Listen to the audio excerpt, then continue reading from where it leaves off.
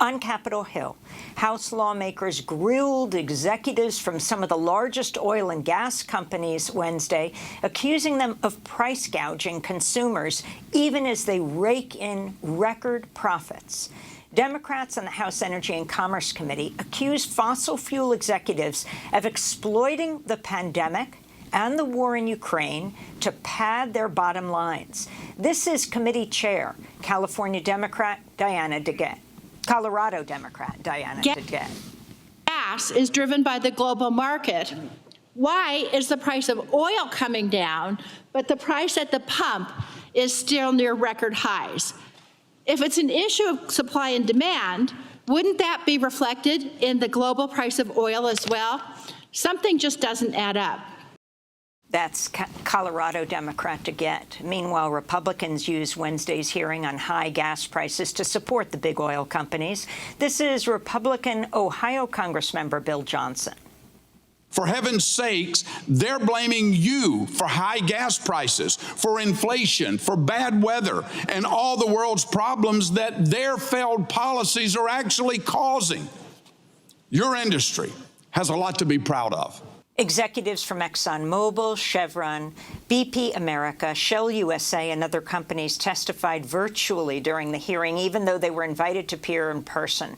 ExxonMobil CEO Darren Woods claimed the solution to higher prices at the pump is to increase oil and gas production.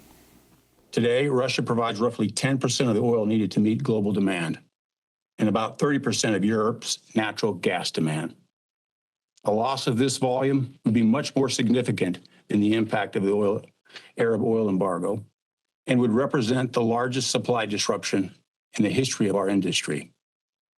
Unfortunately, there's no quick fix, but in the near term, the answer is straightforward.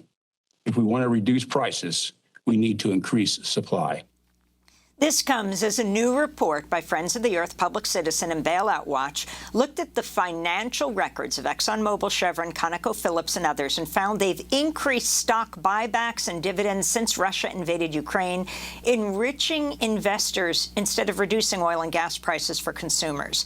Bailout Watch data analyst Christopher Kuvecki said, quote, "The actions of these oil executives make it clear that no matter how much they groan about the Biden administration's environmental policies and blame Putin for high prices, their focus remains entirely on lining their own pockets," he said. For more, we're joined by two guests. Bill McKibben, author, educator, environmentalist, founder of Third Act, which organizes people over 60 for progressive change, also co-founded 350.org. And in Ukraine, we're joined by Svitlana Romanko, the Ukrainian climate activist and longtime environmental lawyer who wrote a Los Angeles op-ed with McKibben last month, headlined, "The Ukraine War is a Decision Point. Banks should stop funding the fossil fuel industry forever." We welcome you both back to Democracy Now! Bill McKibben, let's begin with you in the big oil hearing. What was your takeaway? Look, it's almost sickening to sit and watch Exxon executives talk like that.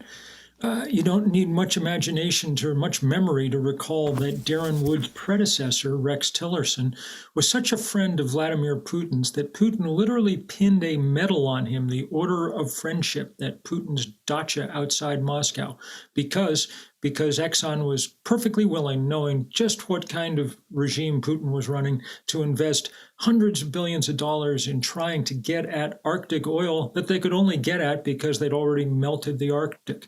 That's the kind of, and it, of course, goes on and on and on. The Koch brothers, our biggest oil and gas barons, who are still doing business in Russia right now, I mean, they got their start. The family fortune was founded building refineries for Stalin. So their protestations ring completely hollow, especially because they know what the alternative is. The alternative is the rapid deployment of renewable energy, just as the IPCC report called for earlier this week. I mean, I think most people, if asked, why are the gas prices going through the roof, Bill, they would say, oh, it's because of the war in Ukraine. But the fact that the oil companies are using this crisis to record unprecedented profits, they're in fact lifting these prices not because of the war in Ukraine. They're just using it as a cover. Does that surprise you? I mean, given what you know about the role of the oil industry in our history, I mean, these are predatory companies that have used every excuse, and this is one of the grossest, to try and increase their profit margins.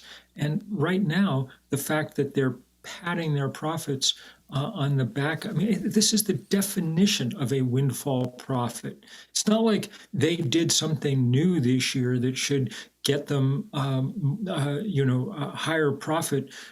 The only new thing that happened was that Vladimir Putin, who they've been encouraging and building up for decades, launched a brutal war in Ukraine, and now they're the ones that are making literally a killing, while people like Svitlana sit there and absorb the bombs as they come in one after another. And very quickly, how about White House's proposal, not the White House, but Senator Whitehouse's proposal to to try to get passed the Windfall Tax Act that would make these CEOs pay a price?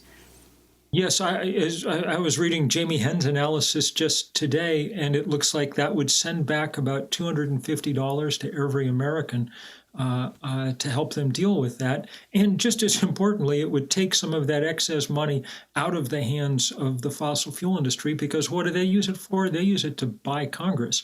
Remember, Joe Manchin, who's single-handedly held up any work on climate change throughout the Biden administration, is the biggest recipient of those fossil fuel dollars, which are dirty top to bottom.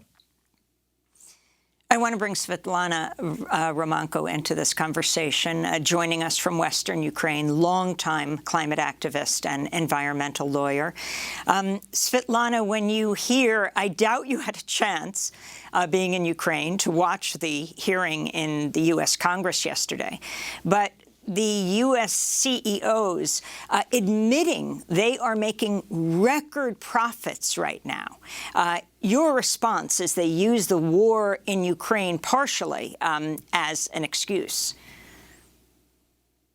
Oh, yes. But I believe, I am truly sure that we are approaching the stage and approaching the era when social license for these fossil fuel companies and industries will be quickly dismantled. And I believe that we are at the very tipping point for that, because record profits that they've made over the past years are not accepted with the civil society and even some governments anymore. So they will need to stop. At the very same moment I am talking with you here, the European Parliament deputies, the major number of those deputies have just voted for a full embargo on Russian oil and gas, immediately demanding that from the EU country states. So the progress is ongoing. And I believe along with the dismantling and ending the Putin's horrific war against Ukraine, we will dismantle the system that enables this fossil fuel industry to overprofit on human lives and infrastructure destruction.